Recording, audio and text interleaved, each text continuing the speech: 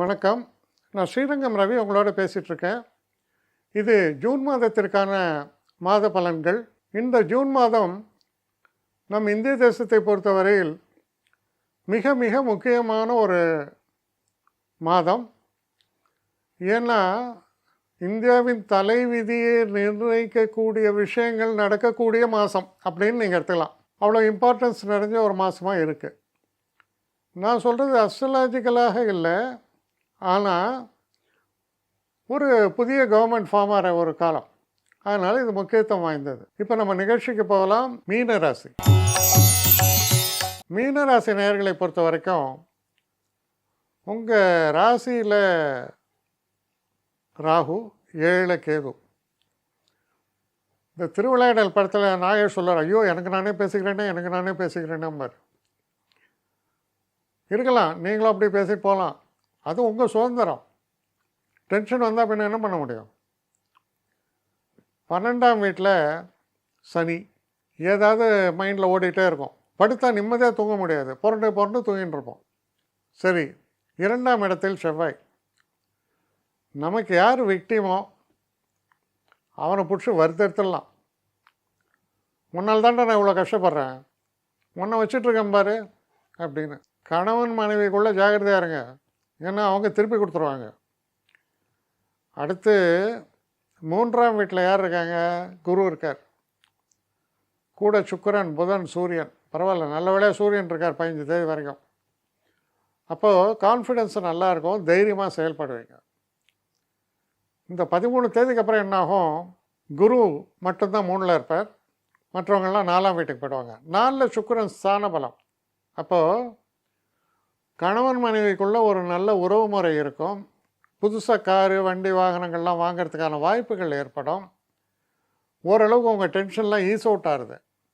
ஆனால் is out ஆனால் கூட பேசக்கூடிய வாக்குகளில் ரொம்ப ஜாகிரதையாக இருக்கணும். ஏன்னா 2ஆம் இடத்தில் செவ்வாய், அதை சனி பார்க்குறார். அப்போது சொல்லக்கூடாத விஷயத்தில் சொல்லக்கூடாத நேரத்தில் சொல்லி விடுவீர்கள். அப்போ பேசும்போது யாகார வயனும் நாகாக்க காவாக்கள் சோகாப்பர் சொல்லியிருக்கப்பட்டு அப்படின்னு அந்த வள்ளுவர் சொன்ன வாக்குக்கு உங்களுக்காக தான் இருக்காது. ஜாக்கிரதையாக இருங்க, ரொம்ப ஜாக்கிரதையாக இருங்க. அப்புறம் பண விஷயம்.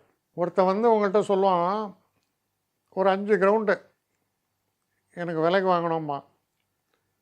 சார் அது கொஞ்சம் தள்ளி தான் சார் இருக்குது, பிரச்சனை இல்லை சார். 5 கிரவுண்டு அதாவது விலைக்கு வேணா அது முடிச்சிடலாம் சார், ஒரு 5 லட்சம் கொடுத்தீங்கன்னா முடிச்சிடலாம்.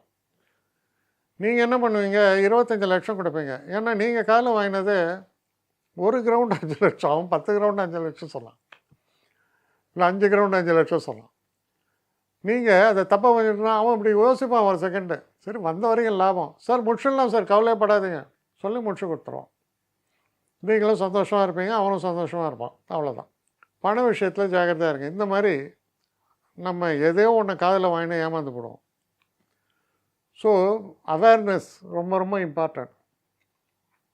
ஒரு காரியத்தை இவ்வளோ செலவில் முடிக்கிறோன்னா அது மாதிரி 3 மடங்கு செலவு கொடுத்து முடிக்கிறதுக்கான வாய்ப்பு ஏற்படலாம்.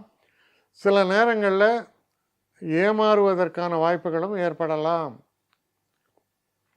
6ஆம் இடத்தை சனி பார்க்கிறார். அப்போது நீங்கள் பாவம் நல்லவர், ஆனால் உங்கள் தலையில் மிளகா அரைக்கிறதுக்குன்னு ஒரு ஆள் வருவான். இந்த விஷயத்தெல்லாம் நீங்கள் ரொம்ப எச்சரிக்கையாக இருக்கணும். அப்போது முக்கியமான விஷயம் என்னென்னா, நம்முடைய ஒரு அலட்சிய மனோபாவம், மேம்போக்கான ஒரு மனோபாவத்தால் சில லாஸஸ் ஏற்படுறதுக்கு வாய்ப்புகள் இருக்குது. அதனால் உங்களை நீங்கள் சரியான முறையில் நிர்வகிக்க வேண்டிய பொறுப்பு உங்களுக்கு தான் இருக்குது. அதை சரியான முறையில் நீங்கள் நிர்வாகம் பண்ணிங்கன்னா பிரச்சனைகள்லாம் தடுத்துக்கலாம். இந்த ஒரு காலகட்டத்தில் சில முக்கிய முடிவுகளை அவாய்ட் பண்ணுறது தான் சால சிறந்தது.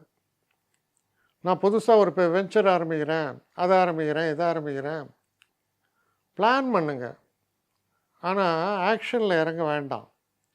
Plan excellent, planning is very good, processing அது பண்ணுங்கள். ஸோ இதுதான் உங்களுக்கு நான் சொல்ல வேண்டிய ஒரு அட்வைஸாக இருக்குது ஜாதகத்தை பொறுத்த வரைக்கும். ஆனால் நம்ம அவேர்னஸாக இருந்து நம்ம செய்யக்கூடிய முயற்சிகள் நம்ம ரொட்டீன் லைஃபுக்கு நன்மைகளை தரும். ஸோ அந்த பர்சனல் அவேர்னஸ் ரொம்ப முக்கியத்துவம் வாய்ந்ததாக அமைகிறது இந்த மாதத்தை பொறுத்தவரை. நிறைய பேர் என்னை எப்படி காண்டாக்ட் பண்ணுறதுன்னு கேட்குறாங்க.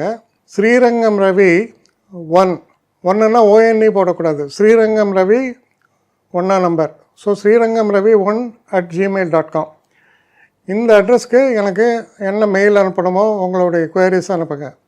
ஆனால் இதில் முக்கியமான ஒரு விஷயம் என்னென்னா, இந்த குவரிஸ் வந்து ஒன்லி ஃபார் அப்பாயின்மெண்ட்ஸுக்கான கட்டணமும் உண்டு.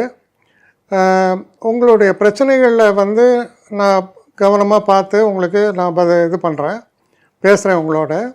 ஆனால் எல்லாமே டெலிஃபோன் மூலமான ஒரு டிஸ்கஷன்ஸாக தான் இருக்கும். ஆனால் இதில் முக்கியமான ஒரு விஷயம், அவசியம் உள்ளவர்கள் மட்டும் இதை உபயோகப்படுத்திங்க.